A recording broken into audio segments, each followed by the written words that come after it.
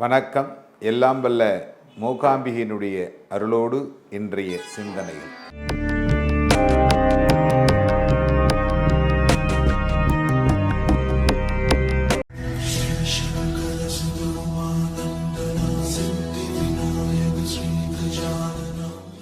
நமச்சிவாய மந்திரம் அப்படிங்கிறது எல்லாரும் சொல்லிக்கிட்டு இருக்கோம். நிறைய பேர் சொல்றது இல்லை, சில பேர் காதால கேட்டுக்கிட்டு இருக்காங்க. இப்போ பார்த்தீங்கன்னா நிறைய கோயில்களில் கூட சொல்லுவாங்க, ஒரே சத்தமாக இருக்குங்க, நமச்சிவாய நமச்சிவாயன்னு கத்திக்கிட்டே இருக்காங்க. எங்களுக்கு அது ஒரு மாதிரி இரிட்டேட்டிங்காக இருக்கு. சமீபத்தில் கூட சென்னையில் ஒரு கோயிலில் இதை பற்றி காவலர்களை வைத்து இதை சரி செய்தார்கள் அப்படின்னு கூட படிச்சிருக்கிறேன் நான். இந்த நமச்சிவாய மந்திரம் நீங்கள் கேட்கின்ற பொழுது என்ன நடக்கும் அப்படிங்கறத நீங்க தெரிஞ்சுக்கணும். நீங்க சொல்லணுங்கிற அவசியம் இல்லை. நமச்சிவாய மந்திரம் நீங்கள் சொல்ல வேண்டிய அவசியம் இல்லை. உங்கள் காதை நோக்கி அந்த மந்திரம் வருகின்ற பொழுது அது என்ன செய்யும்? எண்ணத்தை தூய்மைப்படுத்தும். ஏன் அப்படின்னா, ஒரு வயோதிகர் பேருந்தில் சென்று கொண்டிருந்தார். அப்பொழுது ஒரு இடத்திலே அந்த பேருந்து நிற்கிறது. அந்த இடத்திலே ஒரு சிவன் கோவில்.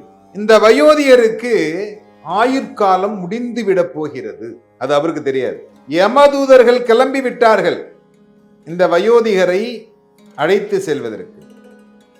ஆனால் இவர் நிற்பது ஒரு சிவன் கோயில் வாசலில் பேருந்து அமர்ந்திருக்கிறார். அப்படி அமர்ந்து கொண்டிருக்கிற பொழுது அந்த இடத்திலே இந்த நமச்சிவாய மந்திரத்தை கூறிக்கொண்டு பிரதோஷ நாளில் அந்த பிரதோஷநாதரை தூக்கி கொண்டு நமச்சிவாயா நமச்சிவாயா நமச்சிவாயா என்று சொல்லிக் கொண்டு செல்லுகிறார்கள்.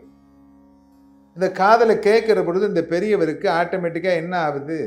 நீங்கெல்லாம் பார்க்கலாம், ஒரு பாடல் காலையில கேட்டுட்டீங்கன்னு வச்சுங்களேன், ஒரு இளையராஜா பாட்டையோ இல்லையா வேற எந்த ஒரு பாட்டையோ காலம்பரை கேட்டுட்டீங்கன்னா, அன்னைக்கு நாள் பூராவும் அந்த பாடல் பிரதிபலிப்பாக ஒலித்து கொண்டே இருப்பது போல் ஒரு எண்ணம் தோன்றும். அந்த பாடலையே நீங்கள் முணுமுணுத்துக் கொண்டிருப்பீர்கள். ஏன்னா அந்த எண்ண ஓட்டத்திற்குள் அது கலந்துவிடும்.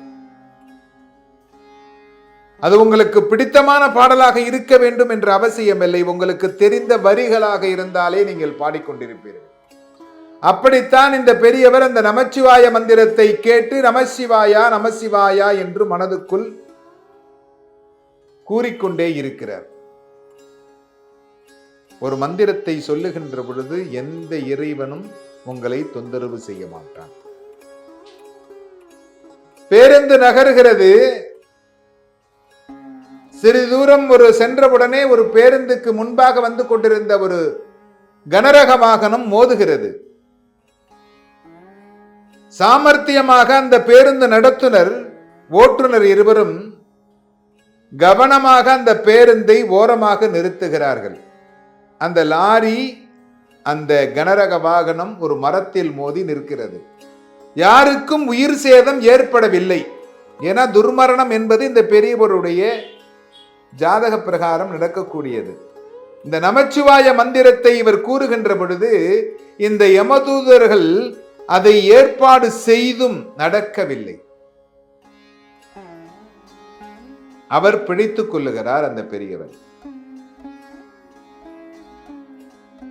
இந்த நமச்சிவாய மந்திரத்திற்கு எவ்வளவு பலன்களா? 63 நாயன்மார்களும் இதை ஆச்சரியத்தோடு கூறியிருக்கிறார். வேதம் 4 மெய்ப்பொருளாவது நாதன் நாமம் நமசிவாயவே. 4 வேதங்களை ஆராய்ச்சி செய்து பார்த்து விட்டேன். அதில் மிஞ்சி இருப்பது நமச்சிவாய என்கிற மந்திரம் மட்டுமே.